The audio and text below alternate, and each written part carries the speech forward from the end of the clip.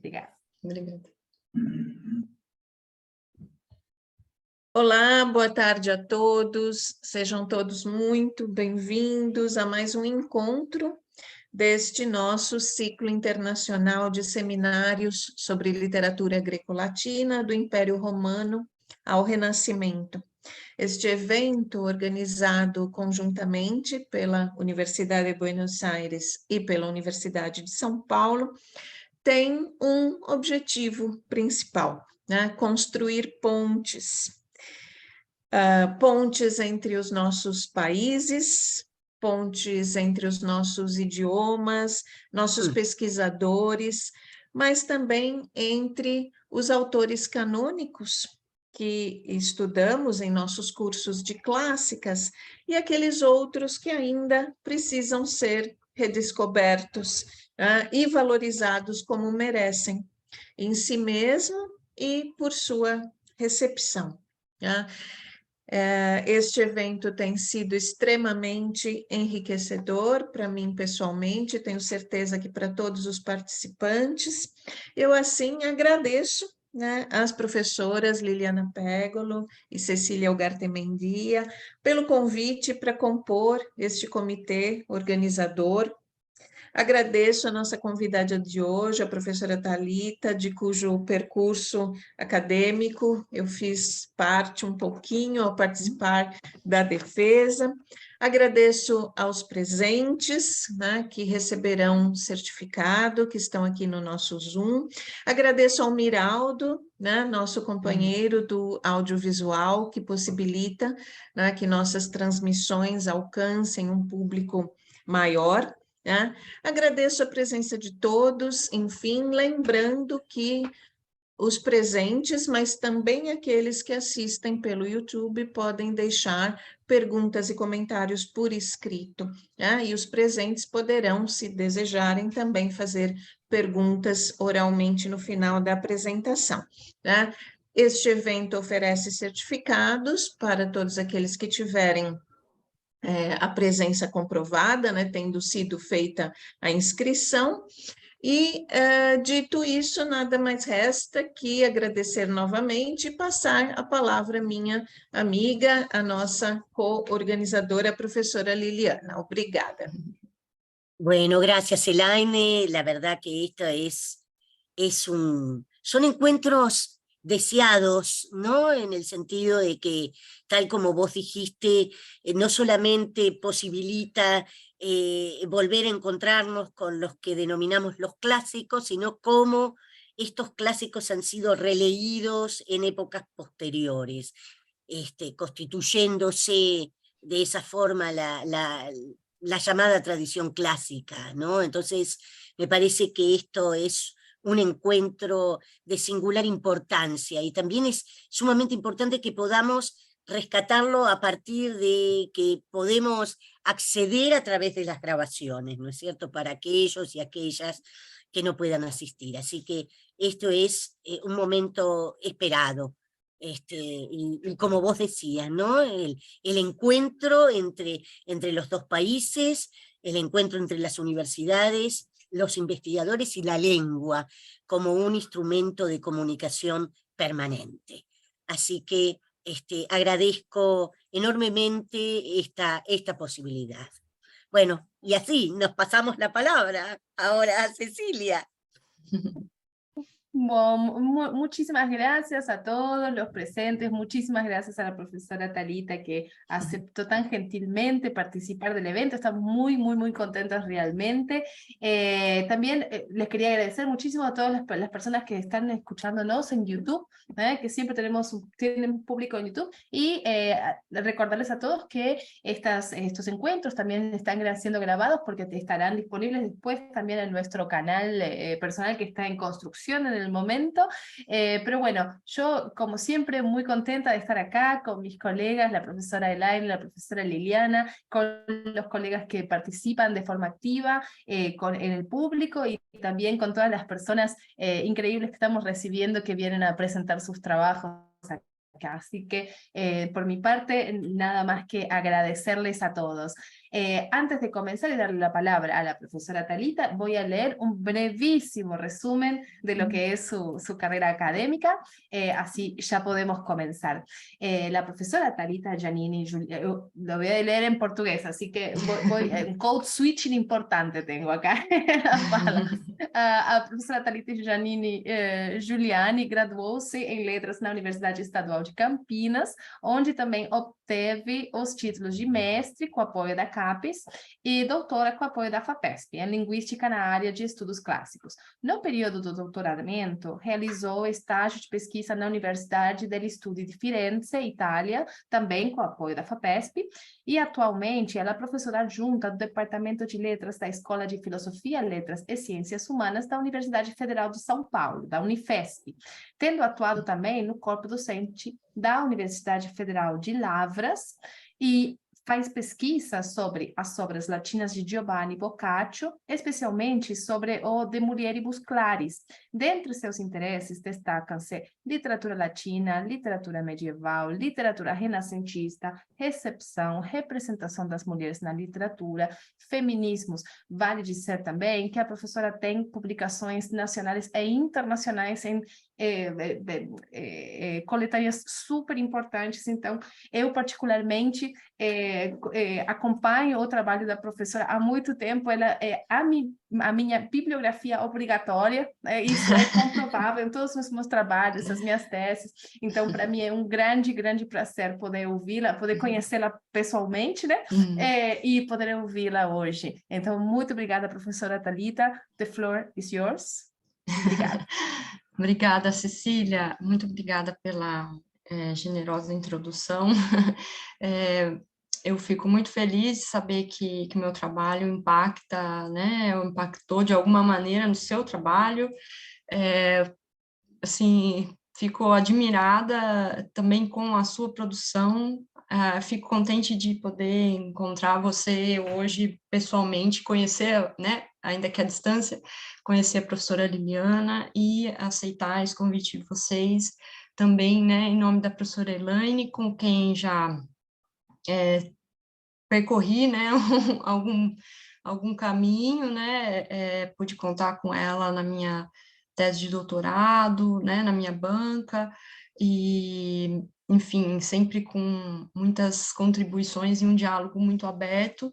Eu acho incrível também a iniciativa de vocês de fazer essa ponte, né, entre as universidades, entre os dois países, entre os pesquisadores, acho admirável mesmo.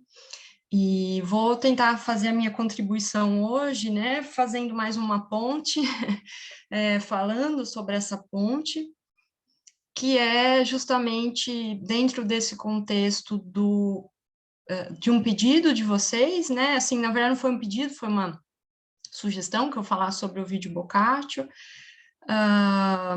e então eu vou tentar percorrer, né, vou fazer um percurso com vocês sobre a leitura da carreira poética do Ovídio, né, feita pelo Boccaccio no século XIV. Eu queria destacar que essa fala não é a primeira vez que eu faço ela. Na verdade, eu fiz ela uma vez num contexto muito pequeno, dentro de uma aula de pós, da professora Lúcia Sano, que me convidou lá na Unifesp para participar de um curso dela, em que nós tínhamos ela estava discutindo, né, reapropriações de poéticas antigas. Então, dentro desse contexto, ela fez o convite a algumas pessoas, e então eu pensei essa fala, né, para apresentar dentro desse curso dela. Fiz isso para um grupo pequeno, é um texto, é uma fala, na verdade, né, uma pesquisa com a qual eu já estou envolvida há um certo tempo, que é pensar, na verdade, na autorrepresentação do Boccaccio, sobretudo no De Mulieribus Claris, que é o catálogo de biografias de mulheres, né, que ele escreve por volta de 1355. E então, eu resolvi, na verdade, continuar a pesquisar sobre essa autorrepresentação, me afastando um pouco do De Mulieribus, e tentando olhar ao longe, né, olhar de longe, vamos dizer assim, no todo da obra do Boccaccio e observar quais correspondências existiriam com a obra ovidiana, já que no De Mulieribus eu encontrei, né, muitos entrelaces, vamos dizer assim. Então, eu vou, na verdade, só dar um play aqui no meu relógio, para eu não me perder muito, e passo, então, ao nosso próximo slide.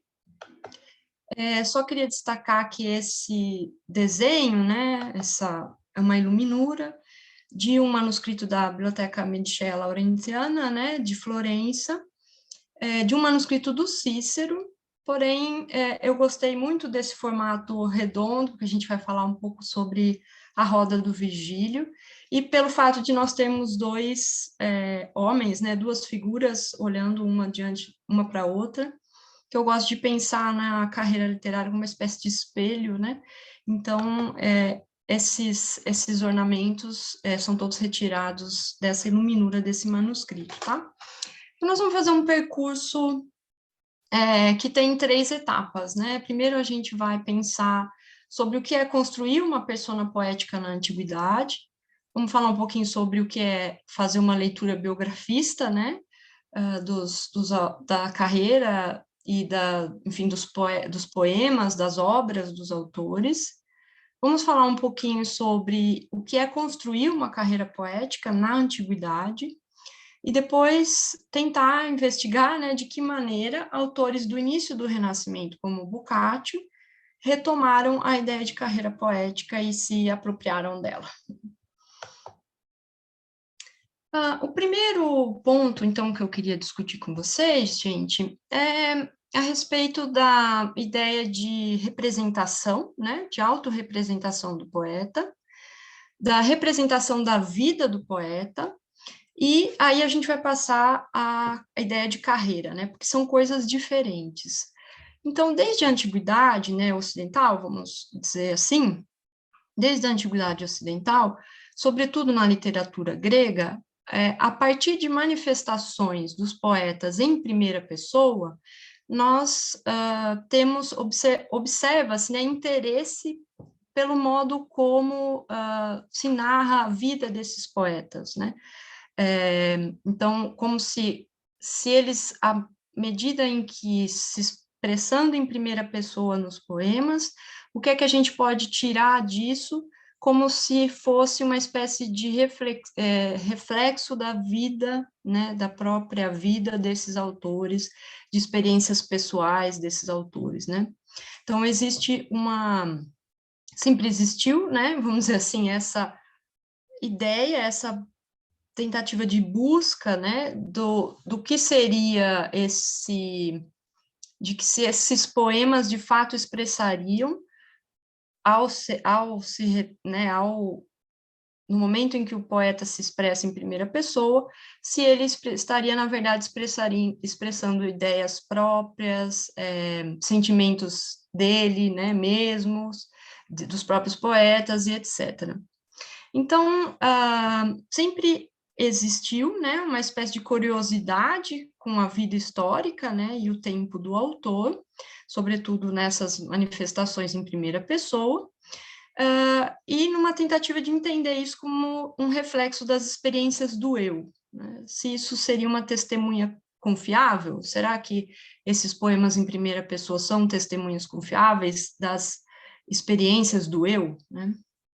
Bom, dentro dessa perspectiva, né, surgiu, desde sempre, temos leituras desses dados, das vidas dos poetas, a partir, então, dessas suas expressões, né, dentro dos poemas, costumou-se, por um tempo, entender isso como tirar conclusões, né, desses poemas sobre como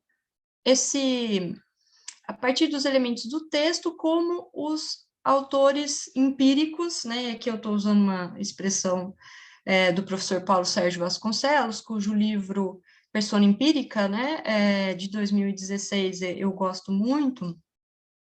Então, como se, a partir da leitura, tirou-se ideias, né, faz-se ideias de quem seria aquela pessoa que está se manifestando, né?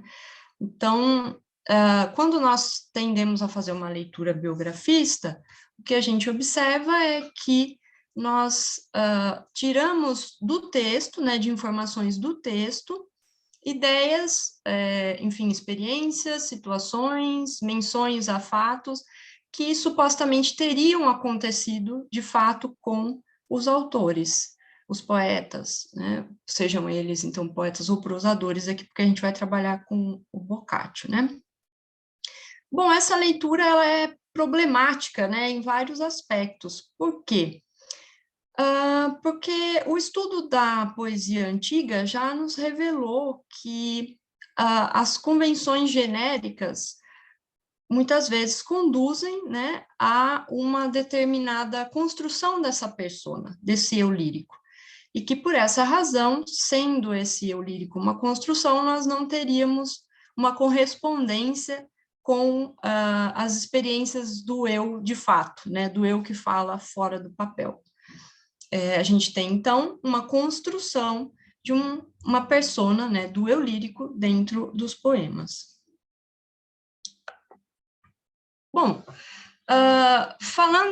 levando essa discussão para justamente esse contexto que o professor Paulo Sérgio discute especificamente, que é a sinceridade, né, nos poetas elegíacos romanos, eu gosto de lembrar esse trechinho do livro dele, né, quando ele destaca que mesmo quando sabemos que um poeta utiliza em sua obra experiências que viveu, esse material será elaborado em uma estrutura retórica que o transformará. Ego, num texto literário, não é o autor, mas algo que resulta numa série de fatores, inclusive a tradição genérica e a cadeia discursiva em que o texto se situa, esteja seu autor consciente disso ou não. Então, justamente essa operação, né, essa operação que constrói a expressão do eu poético, essa operação retórica, vamos dizer assim, já nos informa da necessidade desse afastamento da nossa perspectiva de que a expressão desse ego não corresponde necessariamente às expressões do ego de quem segura a pena, né? E aí, passando para o segundo ponto, né, tecidas essas pequenas, brevíssimas, né, reflexões sobre o distanciamento da persona poética e do eu empírico, eu gostaria de passar a discussão da construção da carreira poética, né? Então, o que é construir uma carreira poética, né? Seria algo como modelar a narrativa da experiência do poeta como uma carreira. E a gente já vai mostrar isso mais, de modo mais claro, né? Vou tentar fazer essa demonstração. Quero dizer que grande parte dessa construção, né, que eu estou tentando mostrar aqui, do encadeamento de todos esses sentidos, né, todos esses conceitos que eu estou trabalhando, em grande parte eu tirei desse texto do Farrell, né, de 2002, que está na nossa bibliografia, que fala sobre as vidas dos poetas gregos e a carreira literária dos poetas romanos, né. Me vale muito de um livro do Philip Hardy, né, e da Ellen Moore, que é um texto só sobre a recepção das carreiras poéticas na antiguidade, e também do livro do professor Paulo Sérgio Vasconcelos, tá? Então, por vezes, vocês vão ver essas citações aí, só para a gente indicar, e aí, ao final, eu tenho uma longa lista de referências bibliográficas que eu posso disponibilizar para vocês, as minhas referências, né? Bom, então a gente já observou que a figura do autor no texto é construída de acordo com o que se espera daquele gênero, né? Sobretudo para criar a sensação de verossimilhança.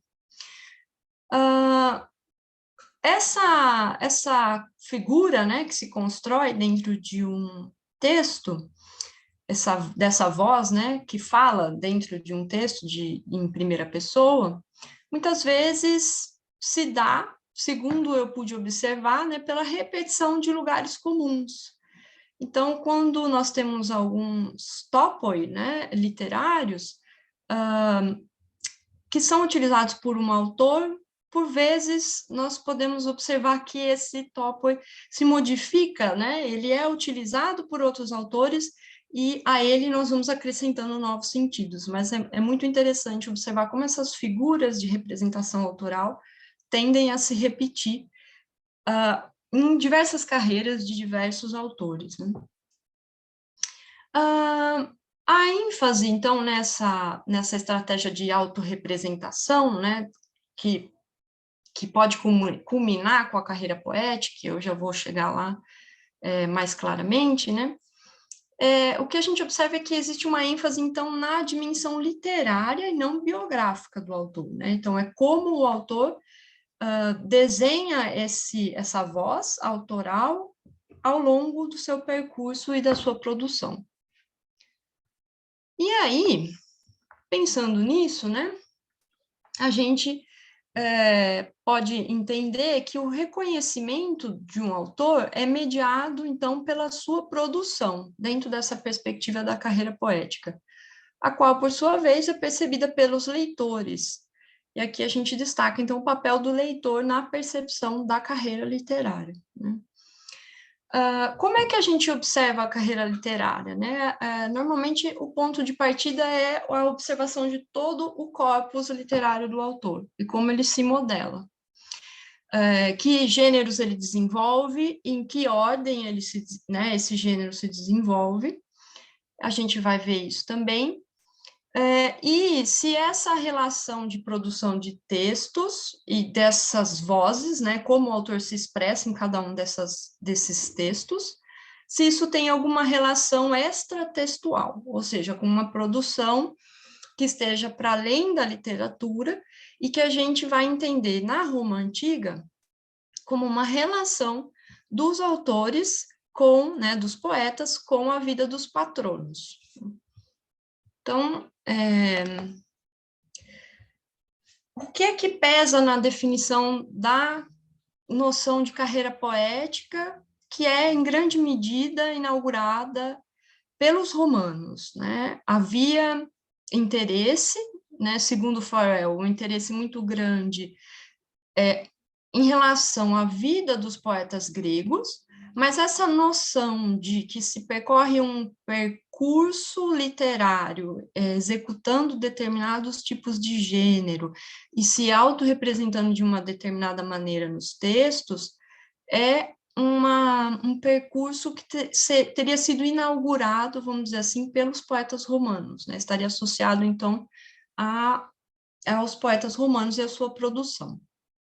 Bom, como eu estava dizendo, essa relação dessa produção com elementos extratextuais, que tem relação com a vida dos patronos, né, tem a ver com a ideia de cursus honorum, né, ou seja, o percurso dos cargos, a sequência hierárquica de magistraturas até a chegada ao consulado, né.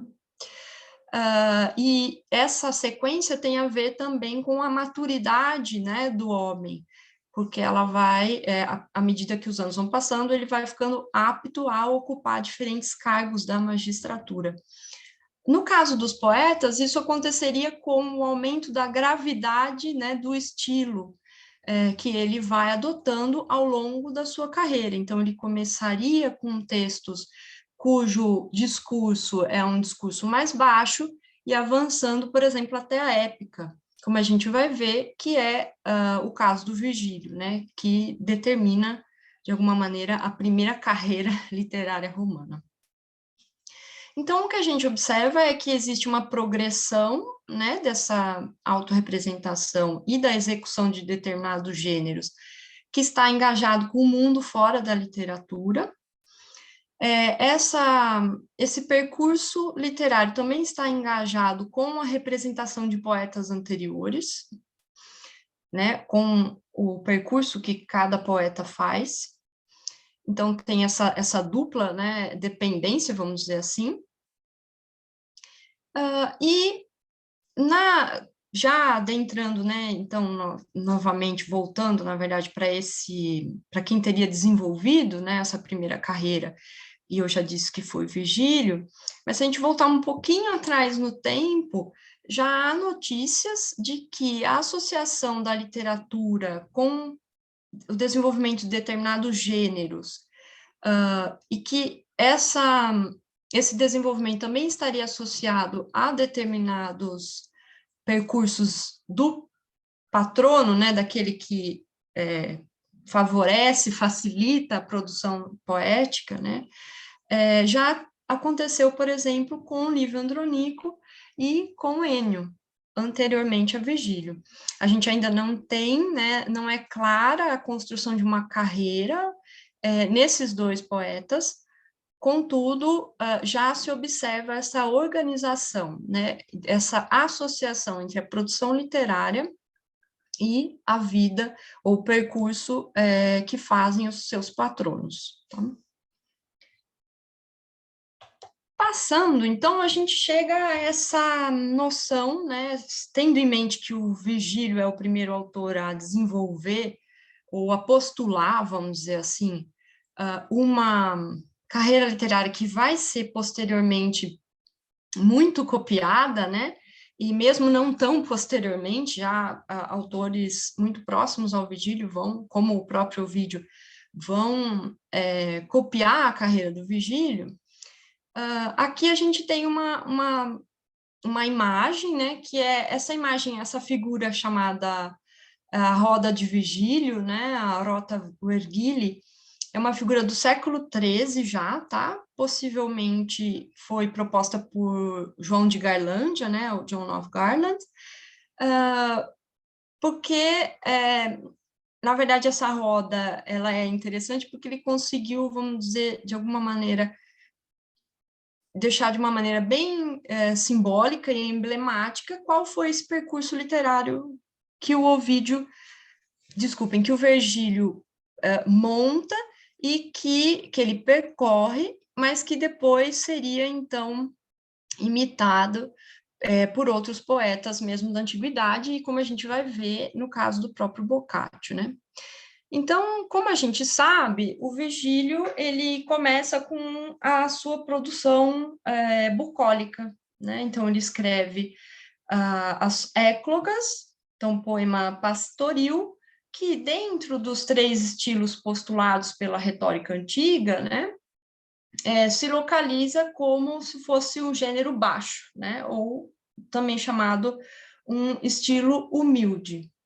Depois, o Virgílio passa às Geórgicas, então um poema didático, cujo protagonista, né, é o agricultor, e nesse poema, por sua vez, ele vai se valer do estilo médio, chegando, por fim, ao estilo alto ou sublime, representado pela épica e pelos temas da épica, né, que são justamente os guerreiros, né, a espada, enfim, a fundação das cidades, a participação dos deuses, enfim, tudo o que compõe o gênero épico, que era, enfim, considerado, como nós todos sabemos, um gênero elevado, né?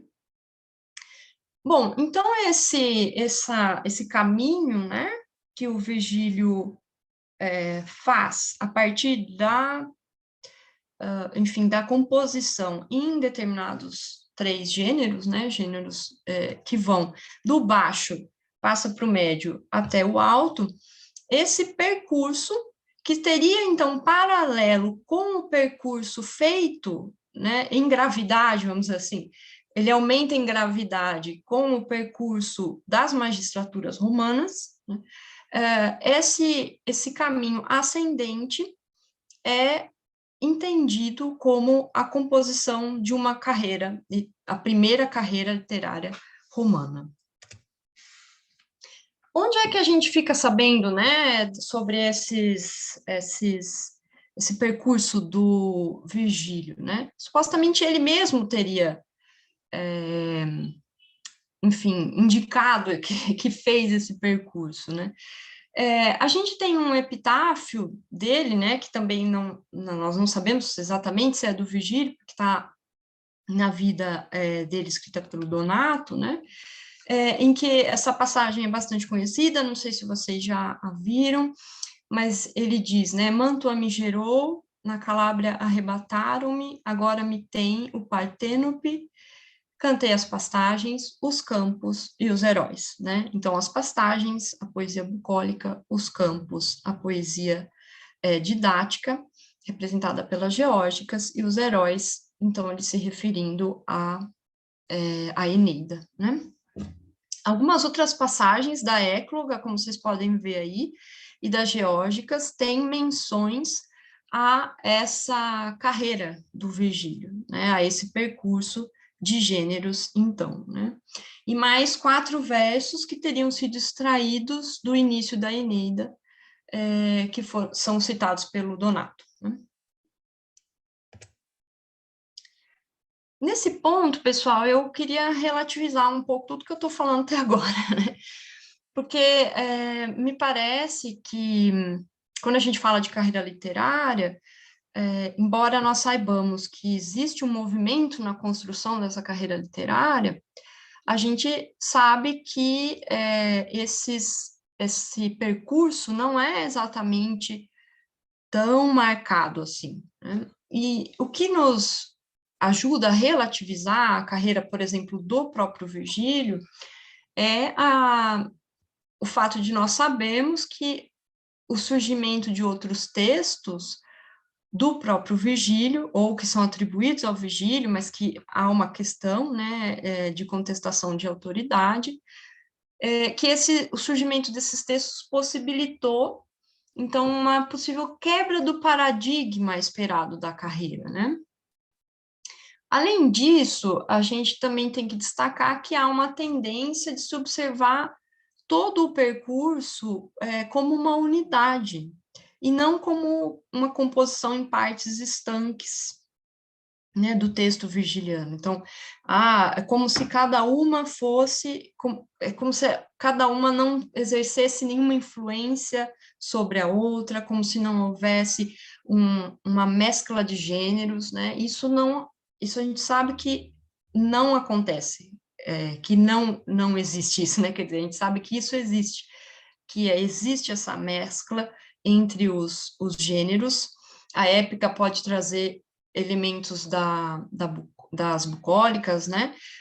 A gente pode observar elementos da geórgica nas bucólicas, enfim, os gêneros são meios permeáveis, né? E a partir do momento que a gente observa essa construção da carreira de modo muito estanque, isso nos dá uma noção, me parece pouco unitária, um pouco, enfim, inapropriada, talvez, muito severa dos textos que compõem uma carreira literária e, sobretudo, a do Virgílio nesse caso. Bom, então, tendo apresentado um pouquinho, né, sobre quais são esse modelo, né, muito brevemente, tá, gente, porque, na verdade, tem uma bibliografia extensíssima sobre isso, né, eu gostaria de passar a discutir agora esses modos de fazer uma releitura da carreira literária, né. Então, como é que um poeta, enfim, ou poetas, autores, infelizmente a gente não fala em autoras, né, na antiguidade, mas como é que se pode fazer uma releitura desse percurso, né? Então, eu entendo que esse percurso pode ser relido de 3 maneiras, né? A primeira maneira é a repetição do percurso, né? Então, o autor vai tentar fazer uma progressão e se dedicar a determinados gêneros dentro desse percurso proposto pelo Virgílio. A gente sabe que a carreira dele impactou na concepção da carreira de muitos outros poetas, né? Então, eu posso fazer uma releitura, tentando fazer o mesmo percurso, partindo de um estilo baixo para um estilo considerado elevado. Mas uma outra maneira de fazer essa releitura seria reescrever, né, ou adotar, ressignificar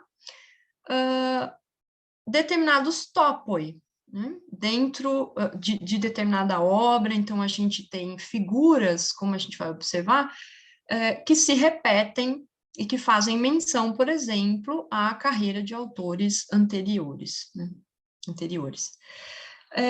e por fim, e esse é o que eu mais gosto, né, esse modo de fazer essa releitura da carreira literária, que é justamente a recusa da carreira literária proposta por um autor e a construção sobre novos paradigmas. Contudo, a gente sabe que mesmo quando existe uma recusa, essa recusa é uma maneira de fazer uma releitura, né? E essas me parecem as mais interessantes e as mais divertidas. Para falar um pouquinho sobre isso, vou dar alguns exemplos, né, de autores que, na verdade, fizeram releituras das carreiras poéticas, numa tentativa, na verdade, desse último modelo, né, de fazer uma recusa da carreira literária e construir uma nova. Então, o primeiro autor, né, a ser considerado aqui como construtor de uma anticarreira é o Lucílio, né, escritor de sátiras do século II, século I, né, antes da Era Comum. E por quê? Porque o Lucílio, considerado um aristocrata, né, de uma alta família da aristocracia romana, nas suas sátiras, expressa claramente o desprezo pelo cursus honorum, né? E fala abertamente enfim, a sua persona, né, fala abertamente contra esse percurso nas suas sátiras, né? Um outro grupo, né, de poetas que teriam se dedicado a fazer uma leitura diferente dessa carreira, né, ou então fazer uma anticarreira aos modos do Virgílio, seriam os poetas elegíacos romanos, né, justamente porque eles adotam uma estética calimaquiana que desprezaria, então, os gêneros grandiloquentes, a saber, né, isto é, a épica, e também o cursus honorum. Dentro desse grupo, então, o que a gente pode observar, o que a gente tem é justamente o Ovídio, né? E aí aqui eu vou me concentrar a partir daqui nele e passar para o Boccaccio, né? Então, o que a gente tem é o Ovídio como um observador e um remodelador da carreira literária de Virgílio. Como é que a gente pode entender um pouquinho a carreira do Ovídio, né? O Ovídio é um autor de muitas manifestações biográficas, né? E aí eu coloco entre aspas, porque, novamente, a gente não sabe, nunca vamos poder associar, né, diretamente o que o Ovídio diz a sua vida de fato, né? A gente pode entender a sua produção como, enfim, uma reprodução de lugares comuns, de execução de persona dentro de moldes genéricos, né? Inclusive, ele é um desses poetas que mais, enfim, brincam com essas concepções genéricas, como a gente sabe, né? A gente sabe que o Ovídio, assim como os outros poetas elegíacos, né, se afastam um pouco dos objetivos políticos de Augusto.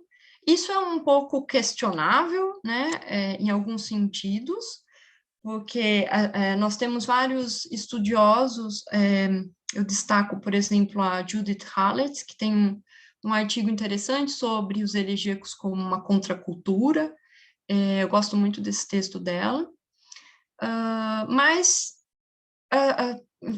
enfim, que eu quero dizer é que a gente não pode dizer que os elegíacos têm uma total adesão aos ideais políticos do Augusto, mas também a gente sabe que a gente não pode dizer que eles têm um total afastamento, né?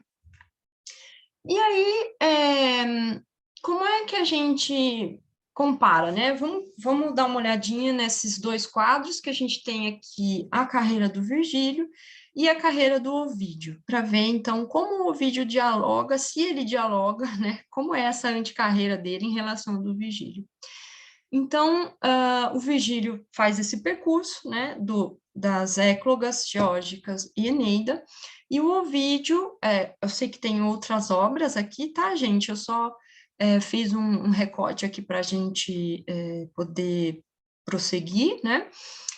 Mas ele começa, então, com a poesia amorosa, Amores Heroides, e depois a gente tem, ele passa para esse movimento, né, da poesia didática. Então, indo em direção, vamos dizer assim, às geórgicas do Virgílio.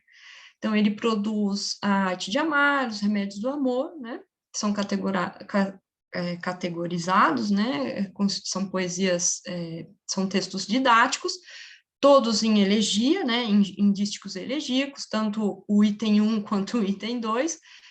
Na verdade, a gente sabe que o Ovídio, tudo que chegou dele para nós, com exceção das metamorfoses, estão em versos elegíacos, né?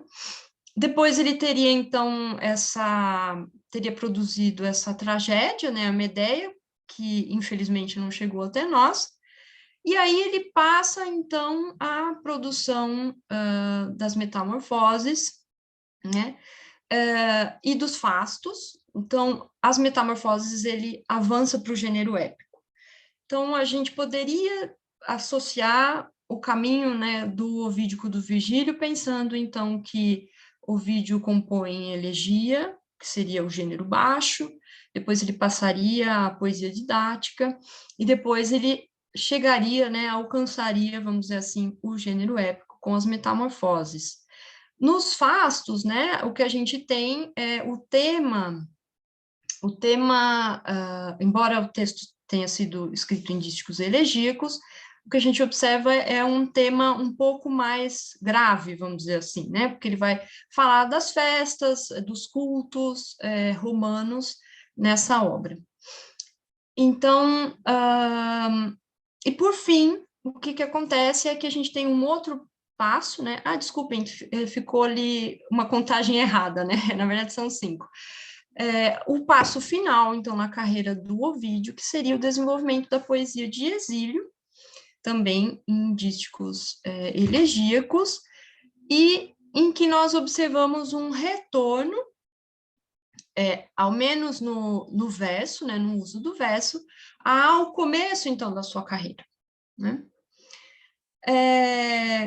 Então, o que a gente vê? A gente observa que Ovídio dialoga com a composição virgiliana da carreira, porém, ele a modifica e ele faz um movimento ao final da carreira de, então, retorno, talvez, ao começo, vamos dizer assim, da carreira virgiliana, considerando que a elegia possa ser chamada um sermo humilis, né, um estilo baixo.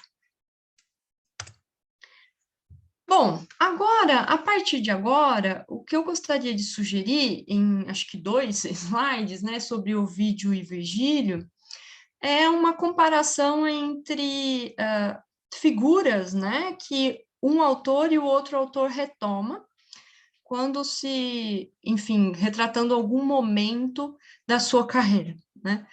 E o que a gente observa aqui nesses 2 pedacinhos, né? Na verdade, esse primeiro está no Donato, né?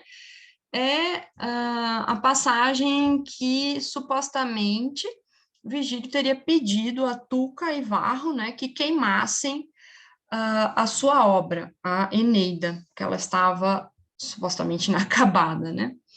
Então, muito doente, sempre procurava pelas caixas dos livros, a fim de queimá-los ele mesmo, né?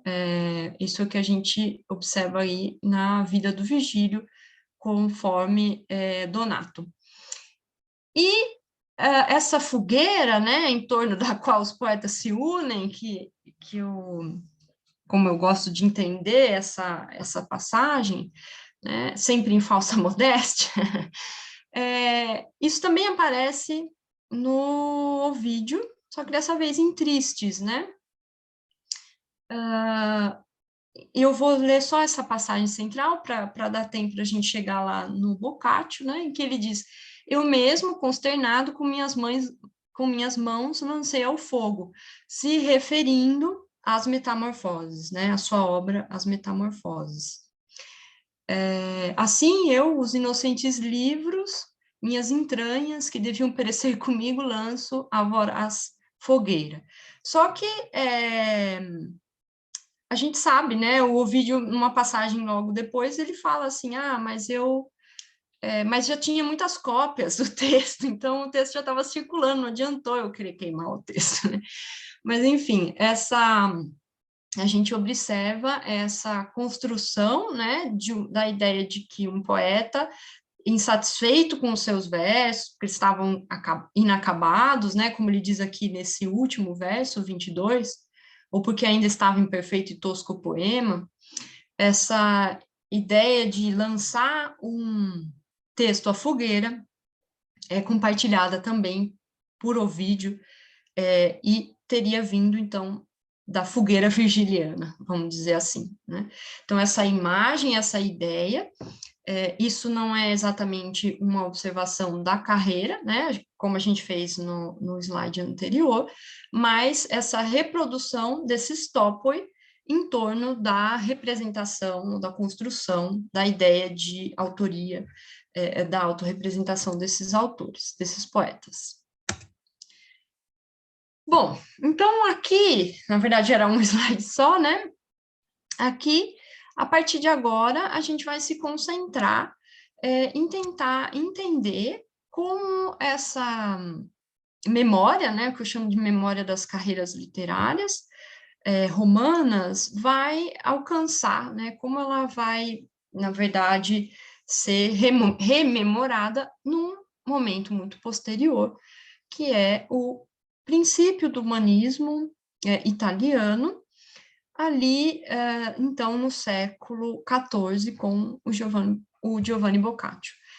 Então, a gente vai falar um pouquinho sobre isso a partir de agora, só que antes eu queria introduzir o Giovanni Boccaccio. Eu não sei se todo mundo está muito familiarizado com essa figura, né?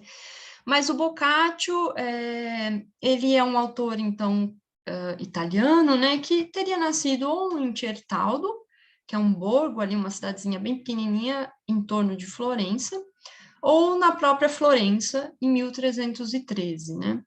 Acontece que em duas obras, né, o Filóculo e depois no De Montibus, ele fala que nasceu em Certaldo. Contudo, no mesmo De Montibus, né, ele fala que nasceu em Florença.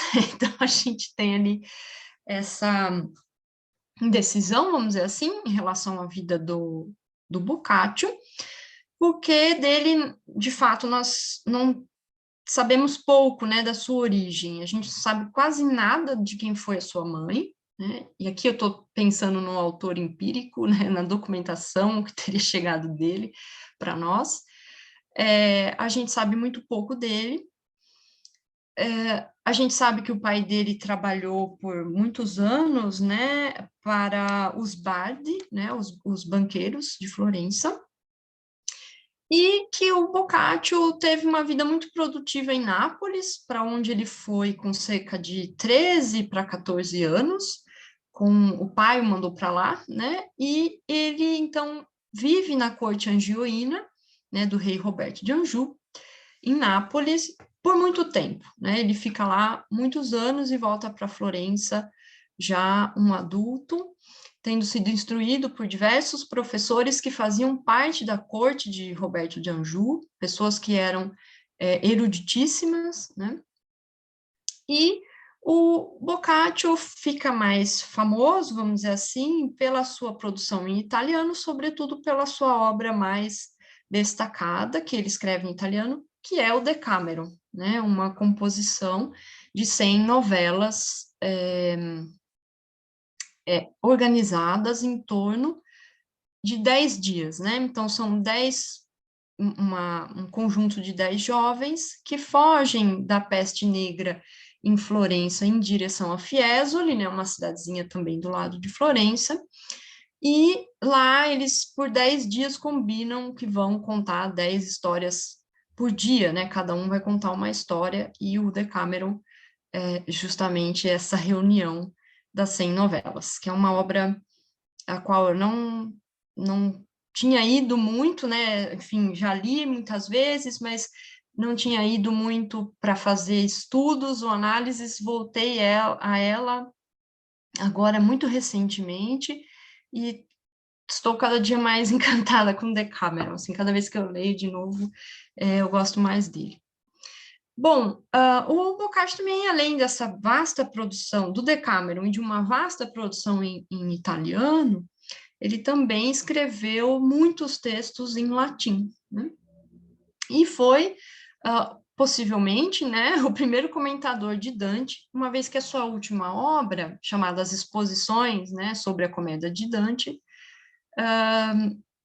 são uma leitura que ele fez nos 4 últimos anos da sua vida, dentro da Abadia de Santo Stefano, né, em Florença, a pedido da própria prefeitura, que pediu a ele que comentasse e lesse o Dante, né, sendo ele um apreciador muito grande da obra do Dante. Boccaccio nunca chegou a conhecê-lo pessoalmente, né, e a outra figura que compõe, então, esse grupo florentino, além do Dante e do Boccaccio, que é o Francesco Petrarca, de quem o Giovanni Boccaccio era amigo pessoal também, né? Essas duas imagens, pessoal, são sobretudo essa da esquerda, é considerada a primeira representação do Boccaccio em um afresco, que é ele próprio, século XIV, e visível ainda hoje, tá? A outra é um detalhe, né, da escultura dos nichos na Galeria degli Uffizi em Florença, na Praça Central. Então, é essa figurinha aí que eu vos apresento. Acontece, pessoal, que o Boccaccio, ele é um autor cujas obras foram muito lidas em cunho autobiográfico, né? Então, a gente sabe que muitos dos acontecimentos, né, daquilo que recai sobre os personagens do Boccaccio nas suas obras, sobretudo nas obras da juventude, eles foram lidos como textos autobiográficos do Boccaccio, né? Então, por exemplo, existe uma lenda que dizia que Boccaccio teria nascido em Paris, né? Porque filho de uma mulher da nobreza, porque seu pai ficou um tempo em Paris, né, como mercador, enfim, Paris aparece muito no Decameron como um pano de fundo, e, enfim, mas, na verdade, isso acontece com um dos personagens dele em uma das suas primeiras obras, né, e, enfim, leu-se muito o Boccaccio, então, em chave autobiográfica. E esse é um detalhe do Vittore Branca, né, que é um dos grandes, né, um dos maiores estudiosos do Boccaccio, inclusive um dos responsáveis por estabelecer o texto boccacciano, né? Ele nos diz assim na sua obra Boccaccio Medieval: talvez nenhum dos nossos maiores escritores tenha recebido, como Boccaccio, um perfil de homem e um esquema de vida quase que exclusivamente fixado em reconstruções românticas e positivistas.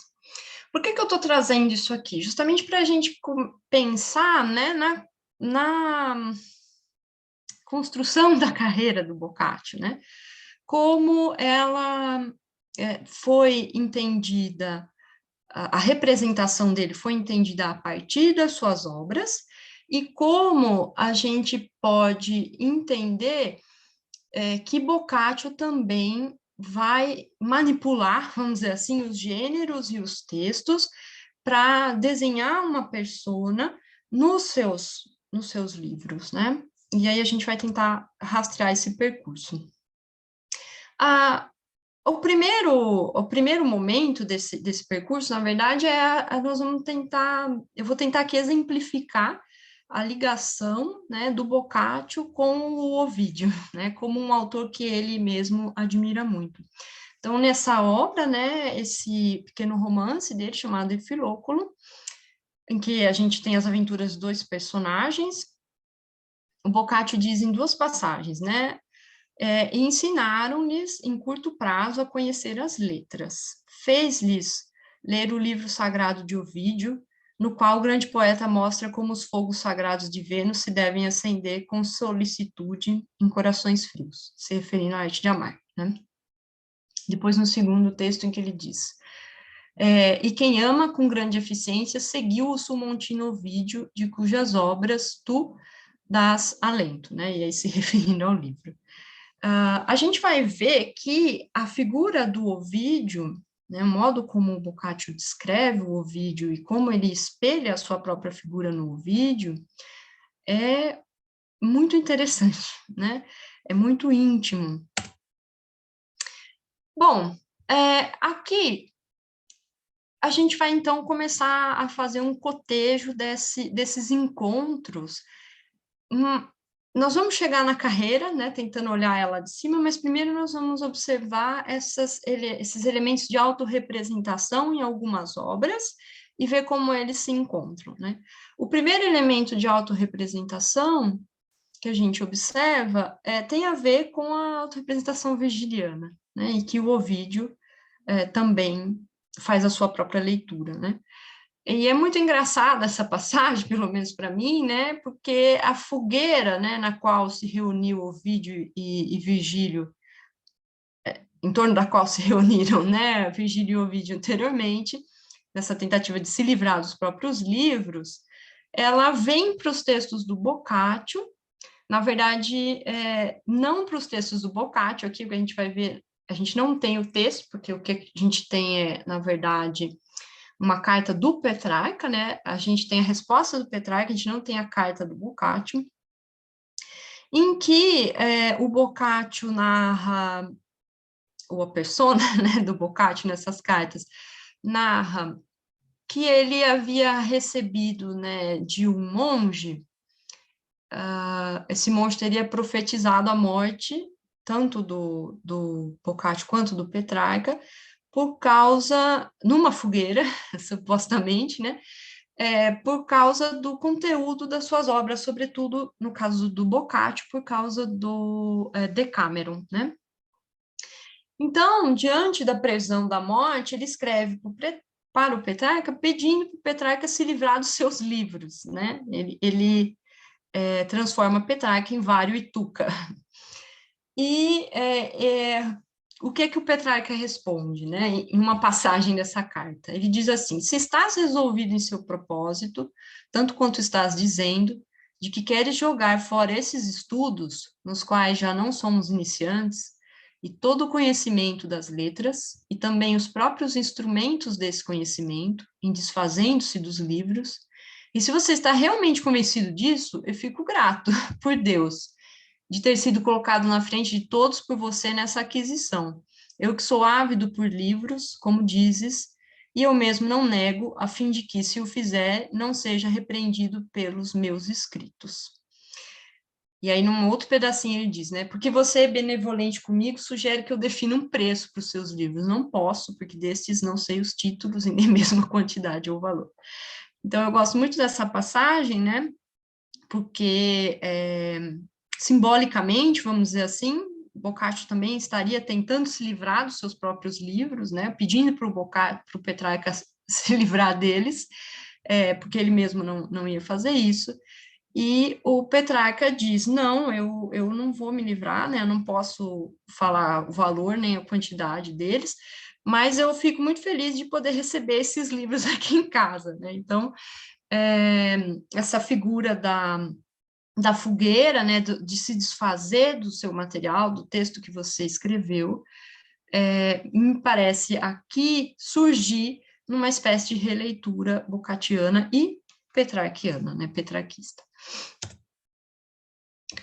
Aqui, o próximo item, né, que eu gostaria de discutir com vocês é justamente dos pontos de maior contato, né, vamos dizer assim, entre a descrição, né, a autorrepresentação do Ovídio e do Boccaccio.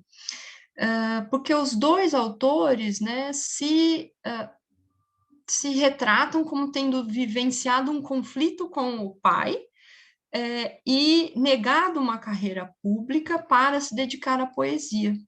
Então, em Tristes, o Ovídio diz, mas a mim, ainda criança, deleitavam os ritos sublimes. A musa furtivamente arrastava-me a sua arte. Meu pai, a miúde, dizia, por que tentas um estudo inútil? Essa tradução é da professora Patrícia Prata, tá? Da Unicamp. Nem o próprio Meônida deixou bem algum. Abalavam-me tais dizeres e, abandonando todo o Hélicon, arriscava palavras livres de metro, mas por si vinha a poesia no metro adequado e o que tentava escrever saía em verso. Né? Esse é o Ovídio dizendo. E aí, essa passagem de um livro do Boccaccio chamado Genealogia dos Deuses dos Pagãos, né? Que nós não temos uma tradução para o português, infelizmente, nós temos só de partes do livro 14. Então, ele diz assim, o Boccaccio, mas, na verdade, a natureza produziria outros impulsos para quem quer que fosse. A mim, entretanto, ela conduziu desde o útero de minha mãe, e com experiência como testemunha, inclinado às reflexões poéticas, e, segundo penso, nasci para isso.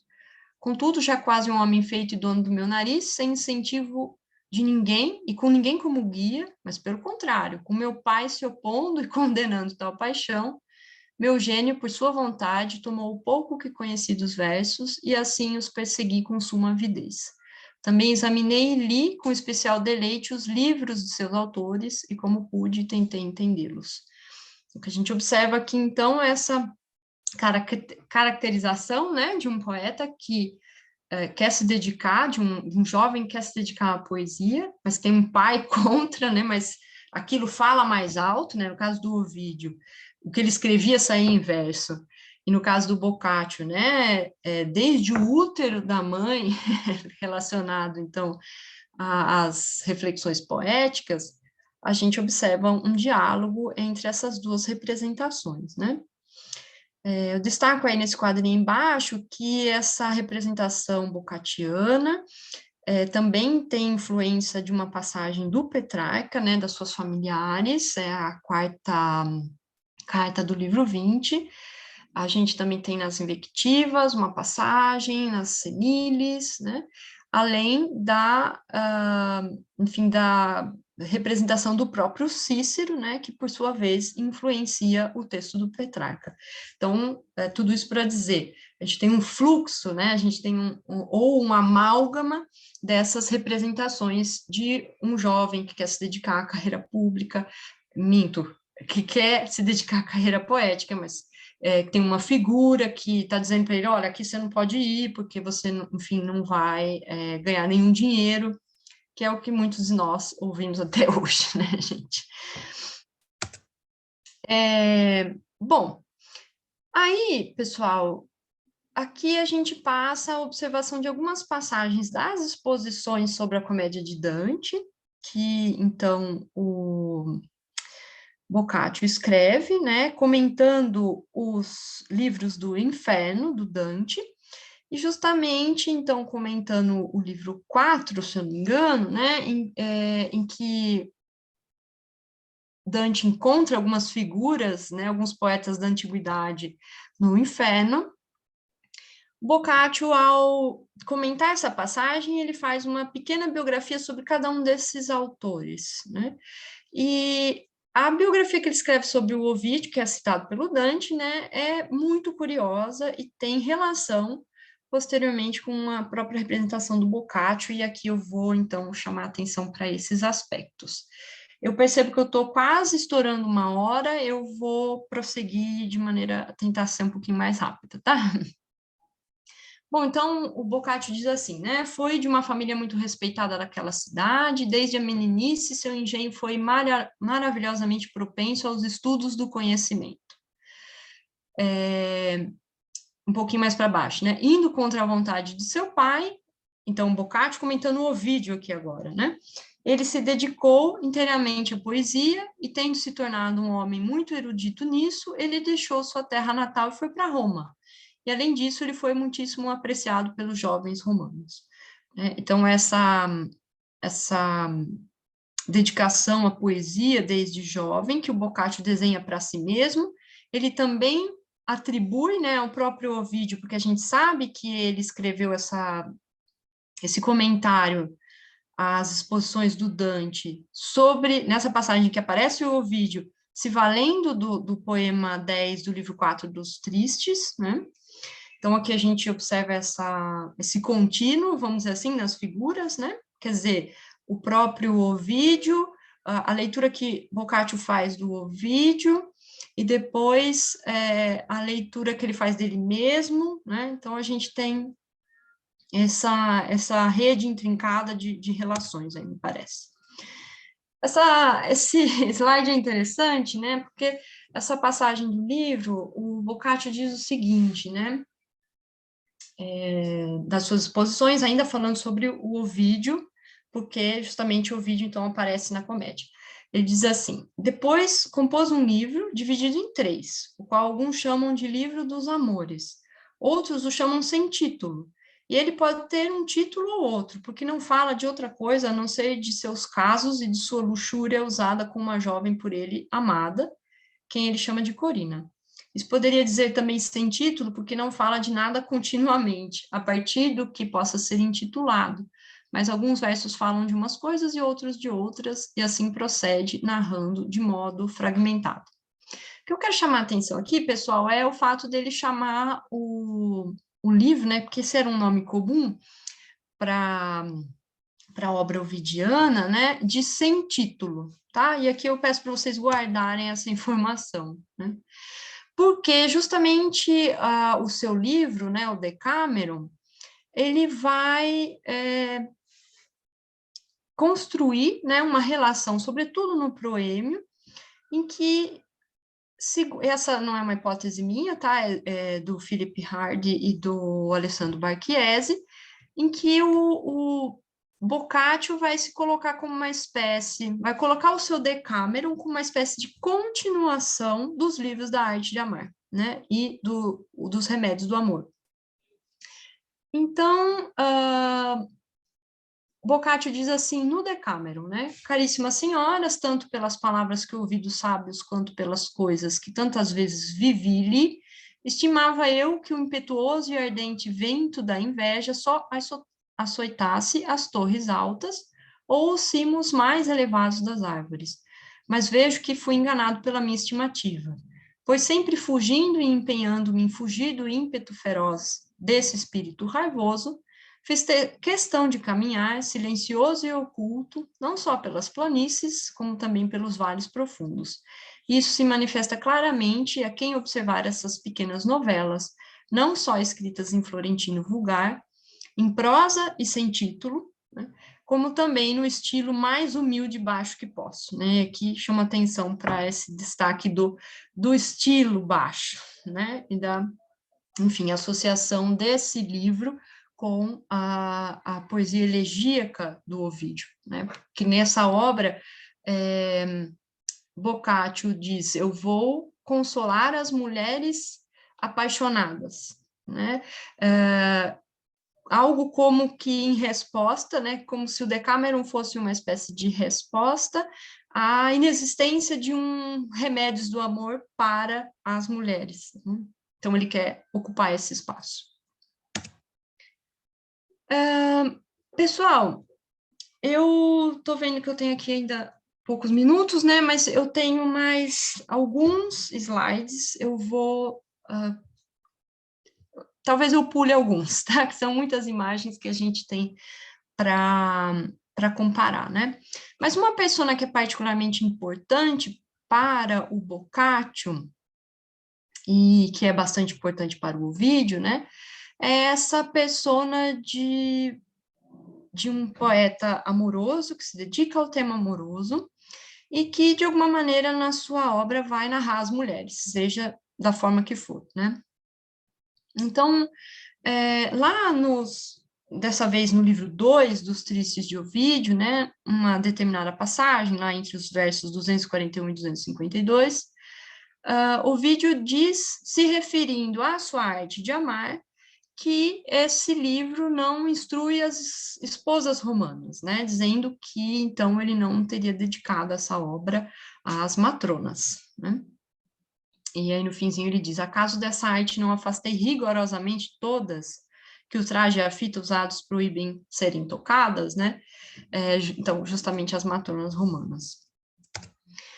O Boccaccio, por sua vez, também vai ter problemas, né, enfim, nós sabemos que a arte de amar é aventada, né, como uma possível razão do exílio do Ovídio, se de fato o Ovídio foi exilado, né, e é interessante observar que no Decameron, né, no que a gente chama de introdução à quarta jornada, ele para tudo, ele para o livro e o autor, o narrador, ele mesmo, se coloca e começa a falar. E ele diz que ele foi atacado, né, por pessoas, porque alguns, né, e aqui eu cito, sensatas damas, ao lerem estas novelinhas, disseram que gosto demais das senhoras e que não é decoroso sentir, como eu, tanto prazer em lhes dar satisfação e consolo.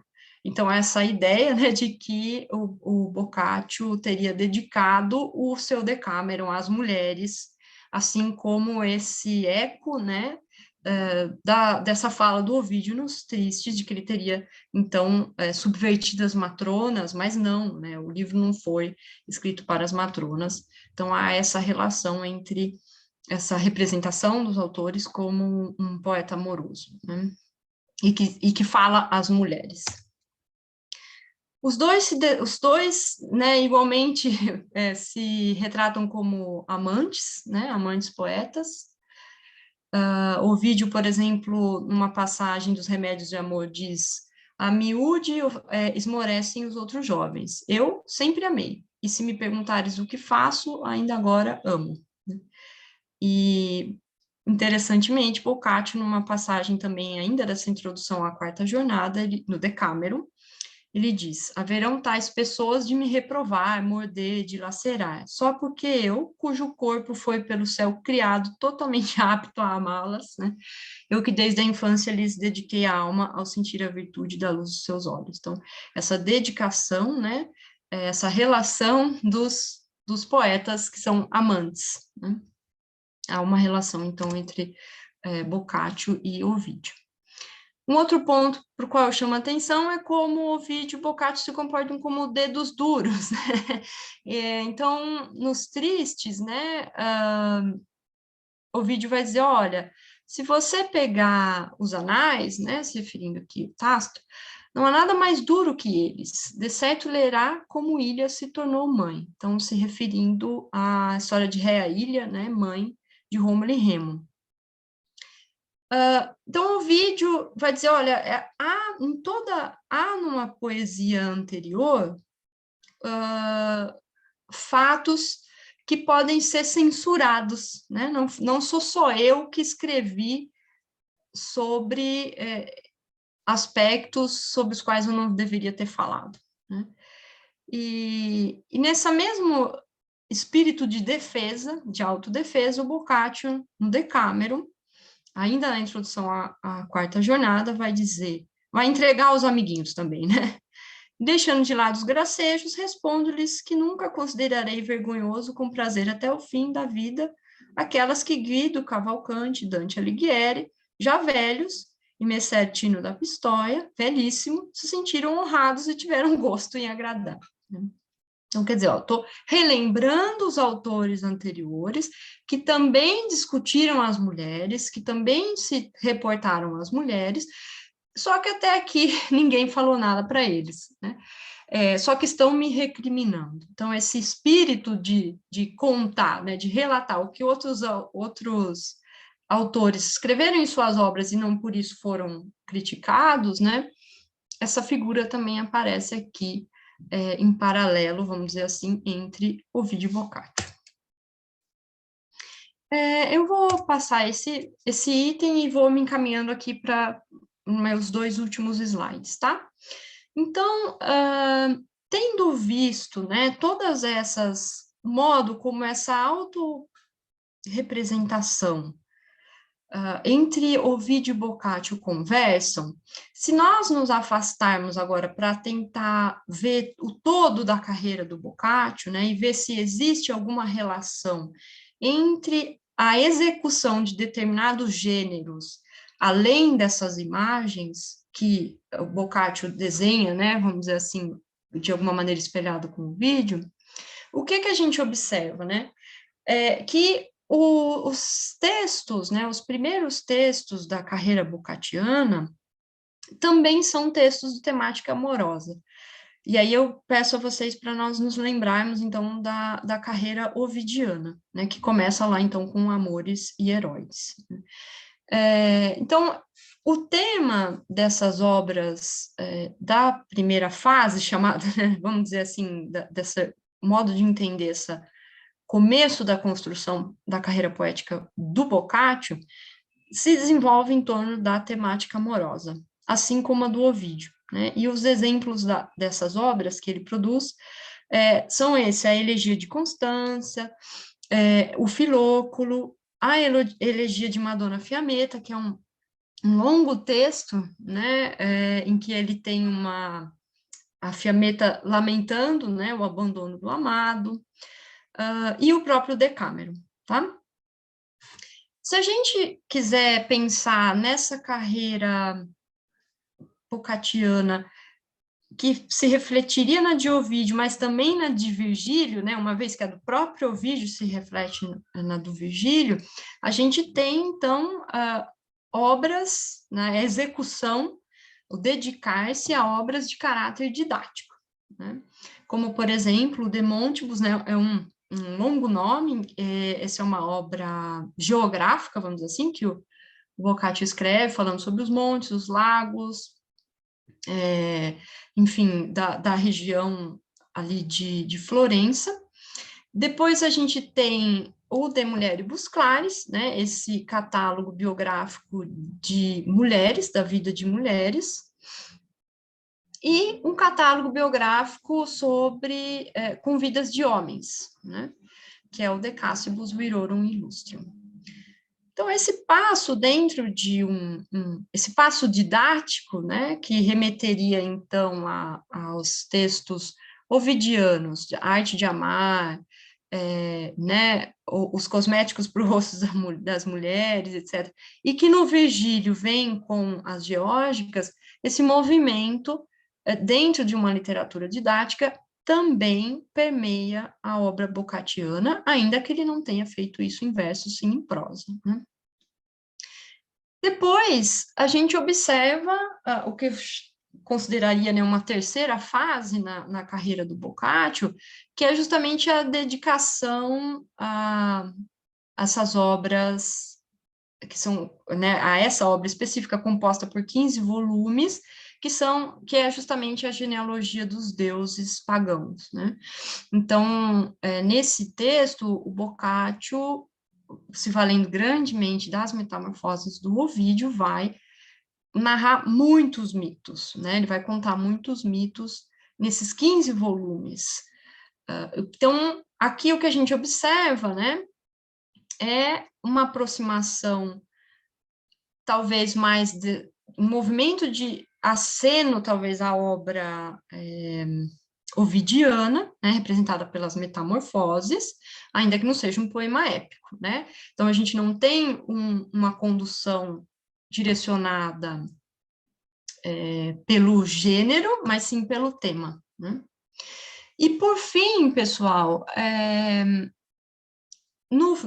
já no fim da sua carreira, então, o Boccaccio vai produzir os comentários, né, à Comédia do Dante, e um livro de poemas chamado Bucólicum Carmen, né, que é justamente um conjunto de poemas pastoris, né? E aqui, pessoal, eu tenho que referenciar o meu colega, meu querido amigo Adi, que faz parte do grupo também República das Letras, e com quem eu trabalhei recentemente numa publicação justamente pensando um pouco essa carreira boccacciana entre Ovídio e Virgílio, né, e que sugere na sua tese fresquíssima, né, que Boccaccio estaria fazendo um aceno a Virgílio no fim da sua carreira, né? Só que fazendo um aceno a Virgílio, vamos dizer assim, retomando no fim da sua própria carreira ao início da carreira virgiliana, né? Bom, com isso em mente, né, eu proponho alguns pontos para a gente finalizar essa discussão, né? Então, parece que o Boccaccio levou em consideração a persona poética expressa nos poemas do Ovídio para construir a biografia que ele escreve sobre o Ovídio nas exposições, né, sobre a comédia do Dante, e também para construir a sua própria biografia, né? Então, ele lê o texto do Dante, vai comentar o texto do Dante porque aparece o Ovídio, mas ele vai, ao comentar o Ovídio, né, dizer que escreveu uma pequena biografia sobre o Ovídio, ele vai, na verdade, se valer dos comentários supostamente autobiográficos que faz o próprio Ovídio nos Tristia, vai trazer isso para o seu comentário do Dante e vai trazer isso também para a sua própria autorrepresentação, né? Bom, no âmbito geral, como é que a gente encara isso, né? Essa retomada de Topoi, consequentemente de imagens de autoria e de carreira literária, tinha a ver com uma tentativa de se assemelhar aos autores que estão sendo retomados, com a elaboração de uma continuidade para obras antigas, mas também com a ideia de desafiar esses autores e passar a integrar o cânone, né? Complementá-los, relê-los, trazer novas versões dessas carreiras e, assim, passar eles mesmos a ter as suas obras como canônicas, né? O próximo ponto, né, e aí aqui eu já vou terminando, seria a ideia de que, e essa também não é uma ideia minha, né, é da Janet Smart, no livro dela de 1986, em que ela propõe que essa autoconstrução, né, de um autor Boccaccio, que é um Boccaccio elegíaco, ou seja, que estaria se espelhando, né, na construção, sobretudo ovidiana, né, porque não eram todos os elegíacos que estavam acessíveis a Boccaccio nesse momento, né, nessa época. O que a gente observa é que ela aponta essa construção de um autor elegíaco que poderia passar por toda a carreira boccacciana. Como a gente observou, o tema amoroso das mulheres é a sua primeira fase, né, talvez acenando ao Ovídio, mas o tema das mulheres e o tema amoroso vai aparecer em outras de suas obras também, né? Então, o que a gente pode apontar aqui nesse caso é que parece existir uma relação íntima entre a autorrepresentação do Boccaccio e a autorrepresentação do Ovídio, e que isso é claro, né, para muitos estudiosos já hoje em dia. Contudo, a gente pode relativizar isso também, né? E aí, o último ponto. O David Okamura, né, ele tem um texto de 2010 sobre o Virgílio, e ele vai falar sobre a recepção do Virgílio no Renascimento, né? E ele vai dizer que esse esquema, né, da roda do Virgílio, essa progressão entre gêneros, esse modo de conduzir o seu desenho, o seu percurso literário, né? Ele, posteriormente, né, no Renascimento, ele não é necessariamente ascendente, né, indo do gênero baixo para o gênero mais alto. E que os autores referenciavam, né, remetiam à roda do Virgílio, ao percurso da carreira virgiliana, em sentidos diversos, né? E aí a gente fecha trazendo à mente o próprio Ovídio, né, que no fim da sua carreira volta a escrever elegias, então retoma um gênero mais baixo, né, e aí fazendo isso, vamos dizer assim, equiparado ao Calímaco, né? Só que isso é uma outra conversa.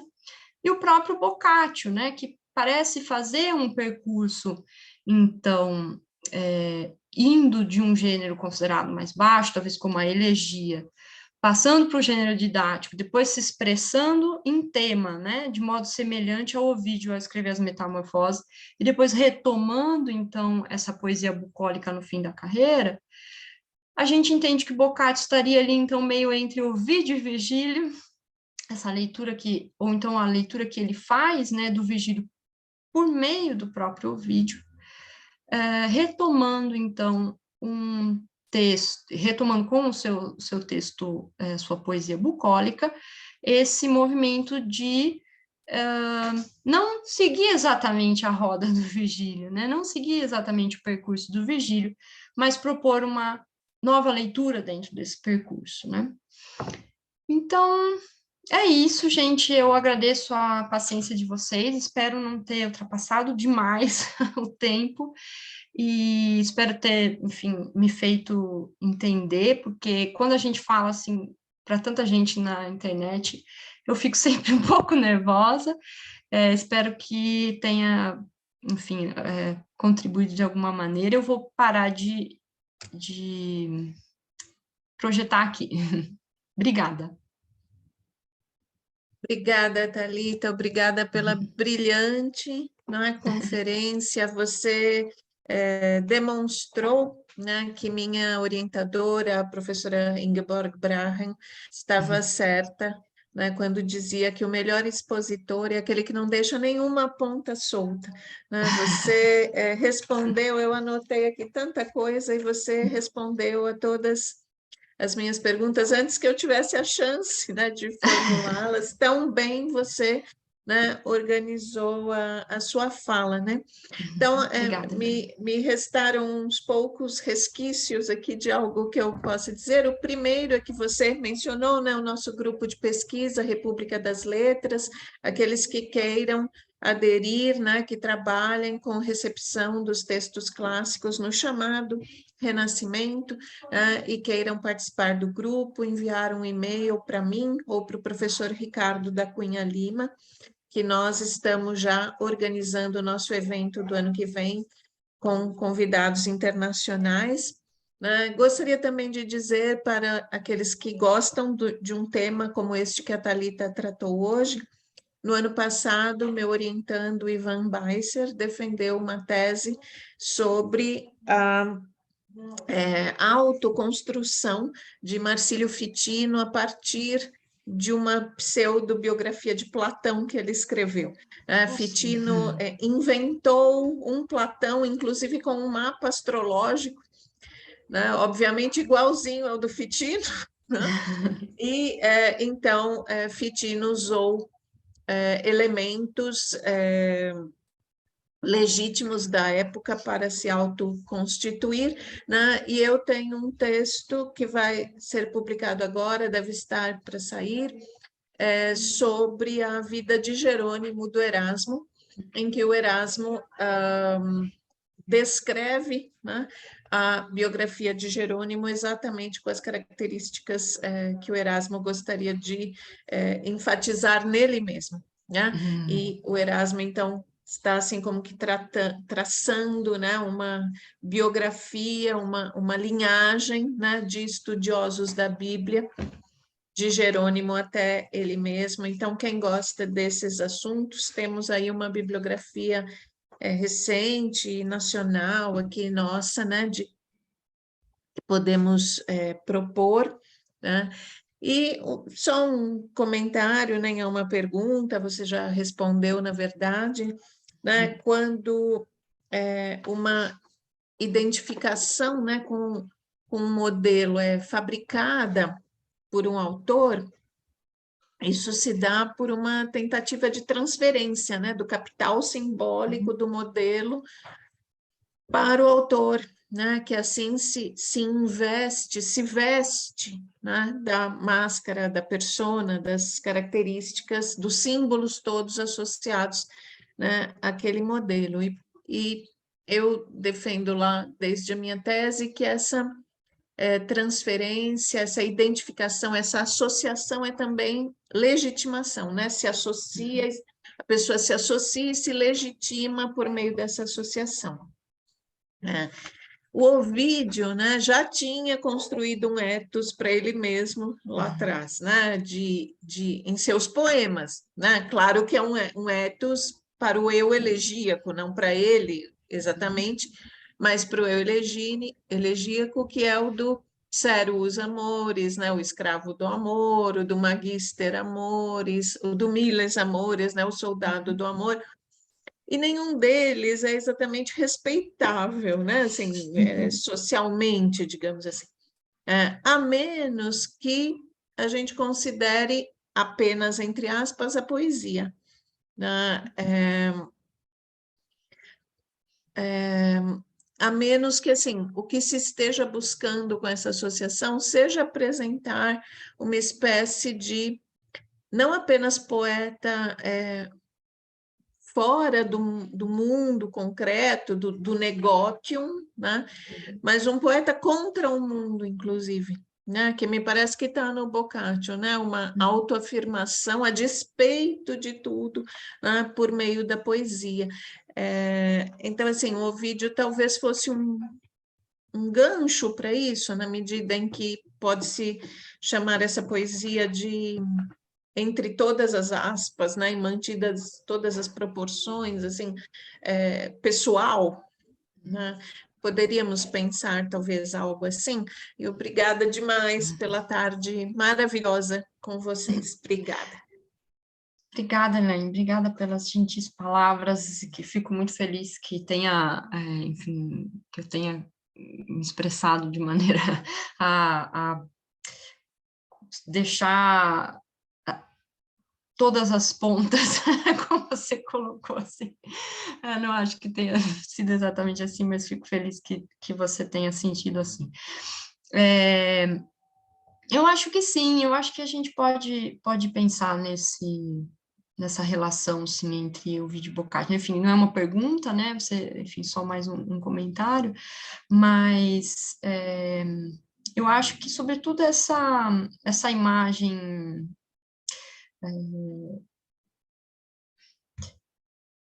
Talvez o que eu vou dizer agora esteja mais relacionado estava até comentando na semana passada, numa outra fala, que isso tem mais a ver talvez com o meu desejo pessoal do que enfim, com um comentário acadêmico, né? Mas eu acho que essa imagem de um poeta mais subversivo, vamos dizer assim, né? Mais dado às coisas mundanas, vamos dizer assim, Boccaccio se associa ao vídeo nessa construção, assim, eu acho que é inevitável, assim, já do que eu pude observar, né, da obra boccacciana de forma geral, assim, eu acho que você tem razão. Era isso, né, que você perguntou? Tá bom. Vou olhar o chat aqui. Perguntas, comentários? Alguém gostaria de fica tímido, perguntar né? algo?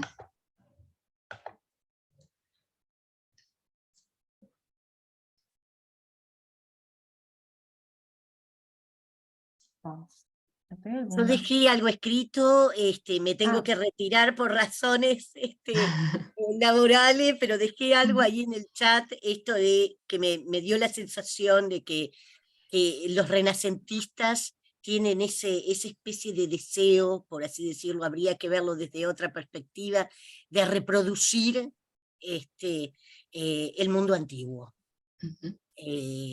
De diversas formas, de diversas maneras, ¿no? Habría que seguir trabajando desde esa perspectiva y cuál es esa especie de idea o esa suerte de necesidad de trasladarse a una suerte de mundo utópico que creen instalado en esa antigüedad. Pero bueno, tengo que despedirme y les agradezco enormemente por todo. Chau, chau. Obrigada, Liliana, prazer. Chau. Tchauzinho. Chao, Liliana, gracias. Te posso fazer uma pergunta? Eu vou falar em português. Então, eu estou, assim, eu não sei se eu vou conseguir fazer uma pergunta que faça sentido algum, porque eu não tenho tanta coisa, que eu queria até interromper, sabe, enquanto você falava para, mas é isso e aquilo, sabe, fazendo esse tipo de coisas. Vou ver se eu consigo armar alguma coisa. Eu estava pensando agora naquilo que a Liliana acaba de falar, sobre essa necessidade de se trasladar à antiguidade, né, dos autores renascentistas, mas também, né, dos humanistas. Eu estou estudando agora o Pedro Martí da Angleria, né, quem escreve sobre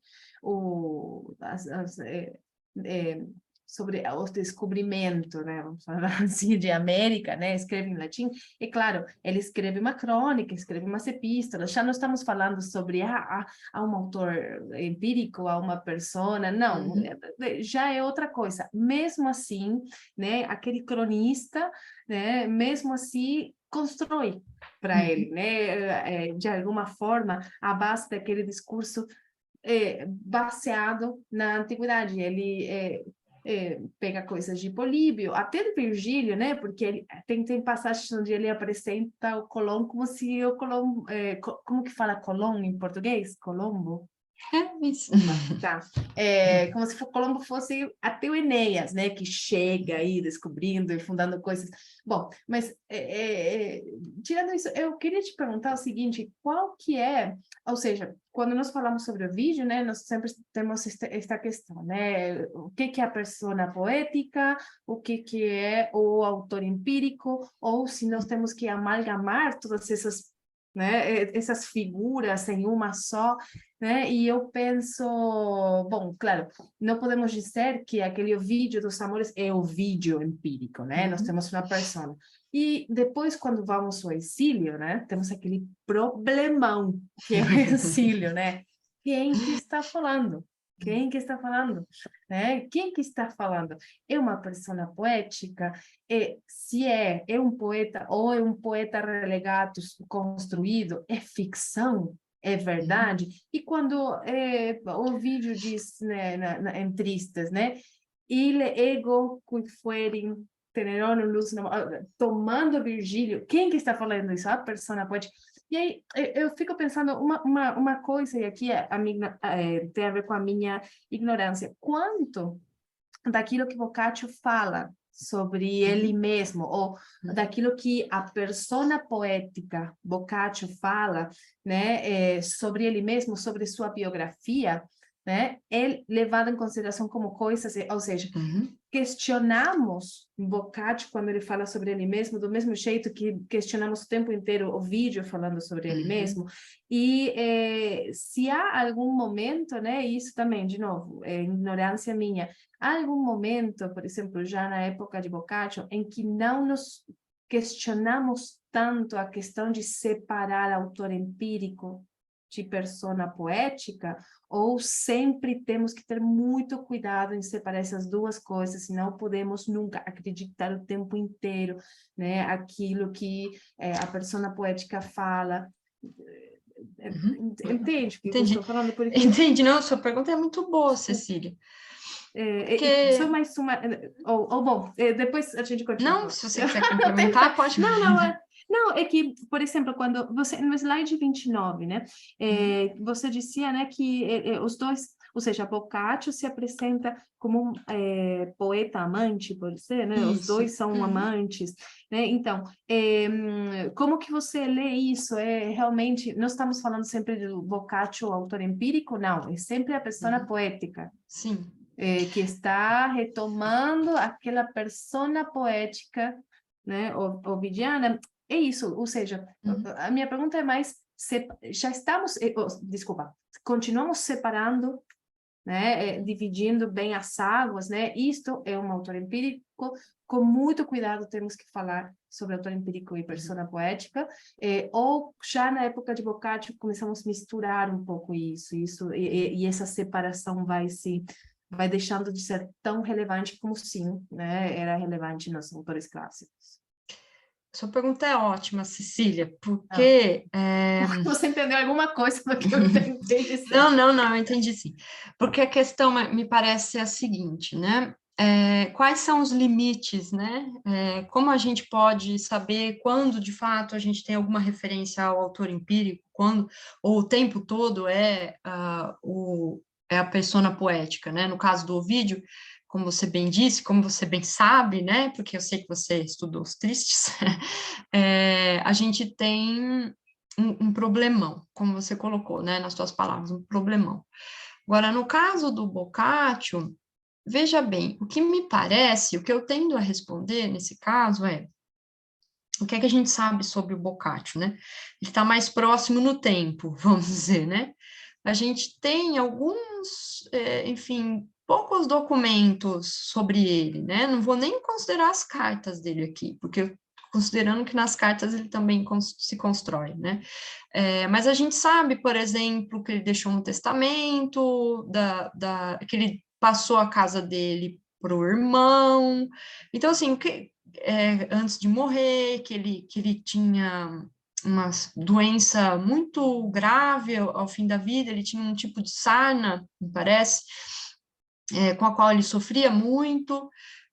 Tudo isso, aparentemente, a gente sabe, estou dizendo assim, da casa, por exemplo, esse tipo de coisa, porque a gente tem documentos, né, enfim, de cartório nas igrejas, e aí a gente está falando do século XIV, né, mas são poucos documentos. Sobre a sua condição física, a gente sabe por ele mesmo, né, enfim, também passagens dos textos e etc. Não sei se ele inventaria, vamos dizer assim, né, uma condição física. Lendo um outro texto recentemente, né, um outro texto do Petrarca, que é O Segredo, né, ele diz uma passagem que, enfim, que ele lamenta muito o corpo físico dele, né, assim, nesse diálogo que ele está tendo com o Agostinho. Então, assim, a gente não dá para saber também, né, se o Petrarca não estaria falando do próprio corpo físico, nesse caso, especificamente, por se tratar de um diálogo filosófico, de um texto muito bem construído, me parece, né, que mesmo as referências ao corpo físico, no caso do Petrarca, também não dá para saber se tem essa correspondência com o Petrarca físico, né, empírico. Então, o que eu tendo a responder? Uma coisa sobre a qual eu converso muito com a minha colega de departamento, né, que é a Bianca Morganti, que é o seguinte, esses autores, me parece, ter um know-how, né, muito profundo, assim, muito de perceber as sutilezas dos discursos da antiguidade e de reproduzi-los, né? Então, eu tendo a encarar tudo que o Boccaccio fala como uma construção, né? Inclusive por ficar procurando essa reverberação de construções, né, de autorrepresentação. Então, eu vejo isso. Agora, esse problema se agrava muito mais quando a gente avança mais perto da gente no tempo, né? Como é, por exemplo, para uma colega que está desenvolvendo doutorado lá na Unicamp, que ela estuda a influência do Ovídio sobre o Ted Hughes, que é um autor, enfim, que morreu em 1994, se eu não me engano, né? Então, ele faz uma releitura das Metamorfoses, várias outras obras dele também tem diálogo com as obras ovidianas. Só que sobre o Ted Hughes, a gente tem muitos dados, né? A filha dele, aparentemente uma das filhas dele, não sei se ela está viva ou se é uma amiga íntima dele, enfim, pessoas que conviveram com ele, então documentos da vida dele, a gente sabe de coisas da vida dele, né? Do autor empírico. E aí, qual é a questão? Significa que o Ted Hughes não se desenhou nos textos? Sim, ele se desenhou nos próprios textos, ele faz uma persona, na minha perspectiva, né? Porém, a gente consegue identificar pela documentação, vamos dizer assim, quando ele trouxe coisas da vida dele para o texto dele, né? E aí ele molda dentro das estruturas retóricas experiências empíricas. Isso fica mais fácil, e aí é mais difícil da gente dissociar, me parece, né? De falar, ó, não, aqui é só persona poética, não, aqui é só o autor empírico. Eu acho que é como você falou, a partir de determinado momento do tempo, a gente começa a entender isso como uma amálgama, né?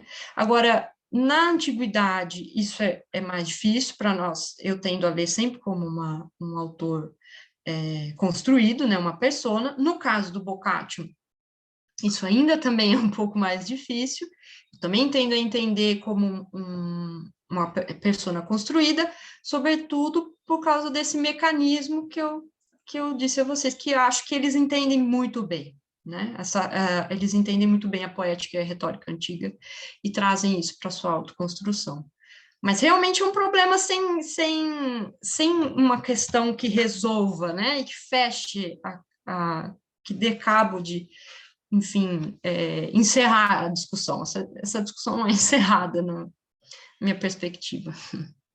Respondi? Sim, sim, sim, muito. Muitíssimo obrigada, muitíssimo obrigada. Imagina. Obrigada, Cecília. Se tivermos mais alguma pergunta, alguma dúvida, comentário, temos algum minutinho, e se não, podemos ir encerrando, já que realmente foi esta aula sobre autor empírico, persona poética. Eu também li, obviamente, o livro do Paulo Sérgio, que é maravilhoso, que é muito, muito recomendável, mas acho super... Bom, eu particularmente acho muito interessante o tema, né? Eu acho que deveria ser, inclusive, muito mais estudado, né? Nas aulas, porque é uma questão, eu acho, elemental para ler qualquer tipo de poesia clássica, né? Mas é isso, eu queria te agradecer muito, porque achei excelente. Obrigada, Cecília. Temos mais algum comentário? Eu só queria fazer um comentário, se alguém tiver mais algum comentário, pode botar no chat, pode levantar a mão, etc. Tem uma discussão muito pertinente, né, em relação a isso, que acontece por volta da década de 50, se eu não me engano, na Itália, né, com um crítico literário chamado Benedetto Croce, né? E o Croce, a partir de um texto do Pasquale, né, que escreve Arte Alusiva, ele vai dizer o seguinte: olha, se vocês acham que a poesia é só um compilado de coisas da antiguidade, né, vocês estão loucos, porque, na verdade, quando a gente fala que a poesia é um compilado de coisas da antiguidade, né, e que os próprios autores da antiguidade se compilavam, vamos dizer assim, né, aludiam uns aos outros, onde vai ficar a figura do autor, né, do gênio do autor, né? Então, esse é um tema muito delicado, só para dizer que o que você disse, eu acho que isso deveria também ser estudado, muito mais estudado, a gente deveria ter curso sobre isso, porque essa questão de matar o autor, né, como vai nos dizer o Barthes, né, é muito premente, né? Assim, e para uma parte da crítica, isso é muito delicado, né? Quer dizer, você não pode tirar essa personalização, essa individualização em cima de uma figura específica. Como assim eles são construídos, né? Olha, eles são construídos no texto, né? A genialidade deles me parece residir justamente nesse modo de ressignificar a literatura o tempo todo, né? Enfim, era só isso. É um texto bem interessante do Croce, enfim, quem tiver curiosidade pode procurar. Não, obrigada, eu não conhecia, muito obrigada. Bom, acho que podemos encerrar, então. Eu agradeço novamente, muito, muito obrigada, foi excelente, eu estou muito feliz de que tenha aceitado participar, e também agradecemos, como sempre, né, todo o público que está aqui nos acompanhando desde o começo. Temos ainda mais reuniões. Aqui, lamentavelmente, fechou aqui a minha página, onde eu ia ler a apresentação seguinte. Um minuto, sim, não, eu estou abrindo novamente aqui, porque eu não quero deixar de ler o nosso cronograma para a semana seguinte, que na semana seguinte continuamos, sim, nós continuamos até julho. Aqui eu consegui. Semana seguinte, temos a apresentação da professora doutora Teresa Führer, né? A professora Führer é professora aqui estou em Munique, da Ludwig Maximilians Universität de Múnich, e ela vai apresentar um texto que, em inglês, tem o título A Theology of Failure, Ancient Justification Narratives of Human Fallibility. Muy interesante, como siempre todas las presentaciones de la profesora Fuller son extremadamente interesantes, así que invito a todos a acompañarnos la próxima semana y continuar discutiendo sobre estos temas que tanto nos interesan y que estamos muy contentas de haberle podido hacer un lugar también. Así que bueno, muchas gracias a todos, muchas gracias Thalita nuevamente. Muito obrigada, gente. Obrigada pelo público, pelas perguntas, pela paciência, pelo convite. Não, e fico muito feliz de ter podido estar aqui com vocês. Obrigada novamente. Obrigada, mais, gente. obrigada, até logo. Obrigada, Elaine. Tchau, até a Obrigadão, gente. próxima. Tchauzinho.